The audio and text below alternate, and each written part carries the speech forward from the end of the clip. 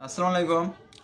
আমি আজকে দেখাবো মাইক্রোসফট এক্সেলে কিভাবে নাম্বারের সামনে জিরো আনতে হয়। আমরা যখন মোবাইল নাম্বার লিখি, এই মোবাইল নাম্বারের সামনে জিরোটা অটোমেটিক্যালি চলে আসে না। এই জিরোটা আনতে গেলে আমাদেরকে এই যে কটা নাম্বার দেখতেছেন এই নাম্বার কটা আমি সিলেক্ট করে নেওয়ার পর Ctrl+1 চাপ দেবো। 1 চাপ দেওয়ার পর এখানে এই যে উপরে নাম্বার দেখা যাচ্ছে এই নাম্বারে সিলেক্ট থাকতে হবে।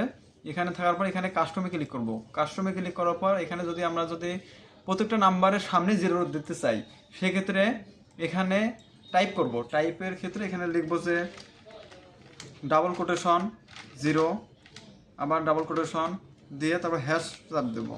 দেওয়ার পর ইন্টার চাপ দেবো। দেখেন অটোমেটিক্যালি সবগুলোতে জিরো আসছে।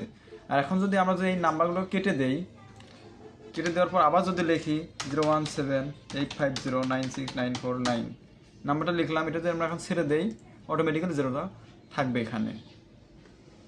এভাবেই মাইক্রোসফট এক্সেলে জিরো আনতে হয়।